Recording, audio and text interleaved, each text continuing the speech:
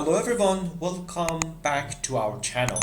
In this part, we will discuss one of the most powerful tools in Excel that assists data analysts in creating insightful reports almost instantly. This miraculous tool is known as a pivot table and you can apply it to your data in Microsoft Excel. Let's put it in practice with the simulated sample data about customer orders. As you can see, this is the sample data we will be working on to create a pivot table. This data is associated with customer orders, including 12 features related to orders and customer information, including their city, state, region. Additionally, it provides details about the products such as category and subcategory that have been sold. Furthermore, there are three other columns serving as our measures: sales, quantity, and profit for each order. Before go through the pivot table, remember to check whether the data range is a table in Excel. When you have a table in Excel, you can leverage the capabilities provided for tables, offering more flexibility in working with data. As you can see, there is no design tab at the top of the Excel, indicating that this is only a data range and not yet a table. To create a table, you should go to the Insert tab, and here you can see the table icon. Alternatively, you can click Ctrl T as a short key in order to create a table. After clicking on this icon, we can see this window which is asking us about the range of data that we want to convert to the table. Exactly what we want here is this range, so we click on OK, and then we have the table. In the next step, it's better to choose an appropriate name for your table, since you want to use this table in other parts of your project and you may want to refer to the name of this table. So in this part, we choose the order for our table, and now that's it, what we want to have about the table in our data. Everything is now ready and it's time to create our elegant pivot table. To generate a pivot table, you should again go to the Insert tab and you can see the pivot table icon here. In the Microsoft Excel definition, a brief explanation of what a pivot table is has been provided. And as you can see, it is easily arrange and summarize complex data in a pivot table. Pivot table, in other words, enables you to arrange and summarize the raw data in order to generate the insightful report from your data. So we click on pivot table, and after that you can see this window is opening for you. In the first part, you should select a table or a data range that you want to make a pivot table on that. Since we named our table order, here it has been recognized as a table, and in the next step it has been asked that whether you want to place the pivot table in a new worksheet or in an existing worksheet. Since we prefer to have more space to work with our data, we select the option for a new worksheet. If you wanted to have the pivot table exactly in this sheet, you would have chosen the existing work. So here we click on OK, next. This is precisely what we need to create a pivot table. On the right hand, you can see all the features from your raw data. Additionally, you will notice 4 powerful choices for filter, columns, rows, and values, providing efficient options to swiftly create an insightful report.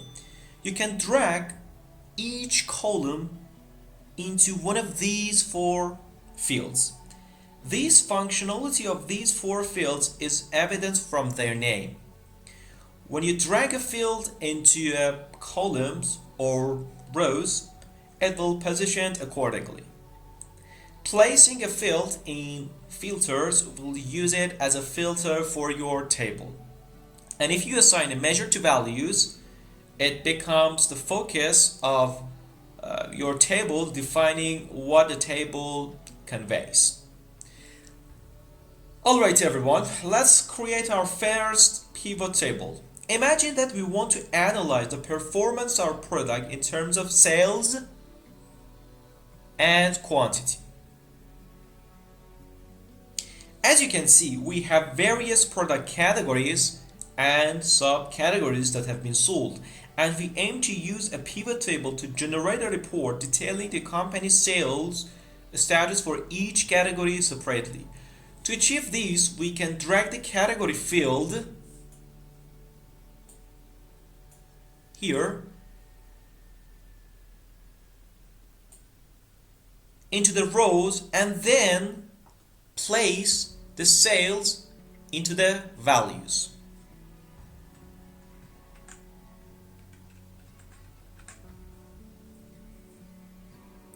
Now the table indicates the sum of the sales for each product category.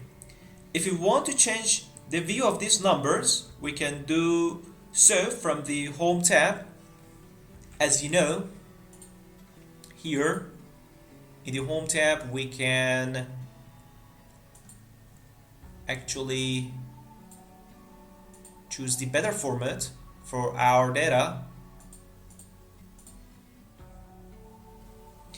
And also, besides the sum of sales, we want to compare product categories in terms of the average quantity. To do this, we drag the quantity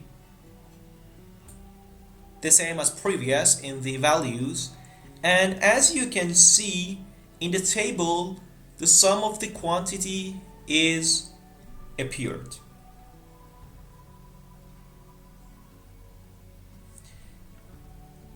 In order to change the sum to the average for each value, we should come here and click on sum of the quantity and then choose the value field settings.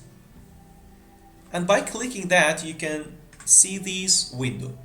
In this window, there are different options for your measures that you can have on your data, such as sum, count, average, max, and so on.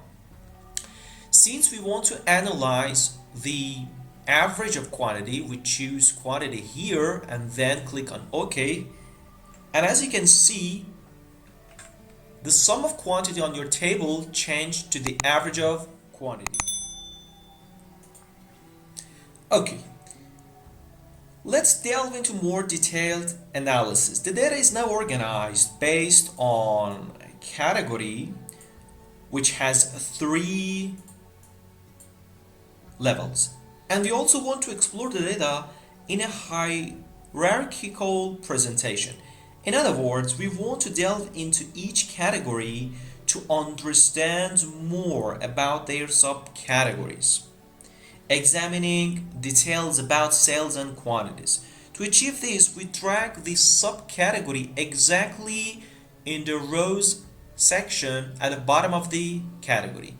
And as you can see here, at the bottom of each category, sales and average of quantities are breaking down not only in the category but also for each subcategory, which provides more detail and analysis of the status each product and subcategory. In our reports, we currently emphasize on product category. However, there are various type of reports that you can generate from these data on your own. For instance, you can analyze the status of sales, quantity, or profit in terms of customers. In other words, you can determine how many products are sold in different region, state, and city for our customers. This approach aids us in offering improved services to our customers by centralizing information. Moreover, based on your data set, you have the flexibility to create a diverse range of reports using the pivot table within minutes. As a final note for this video, you can also modify the appearance of your pivot table by navigating to the Design tab exactly here. And when you come here, you have different choices to change the appearance. For example, if you prefer to change the color of your table, you can choose each size that you need. And if you want to change the layout of your report, for example, in the compact form or outline or tabular, you can change by only click on them. And the other things that you have here, for example, if you don't want to see the grand total, here you can off the grand total in order to hide that. Okay guys, thank you for watching this video. I hope it proves to be useful for you and you can apply it to your project to extract insightful reports for making data-driven decisions. Remember, the pivot table is just one of the powerful tools in Excel. We also have additional capabilities that can enhance your data analysis skills, which we will discuss in upcoming videos. See you soon.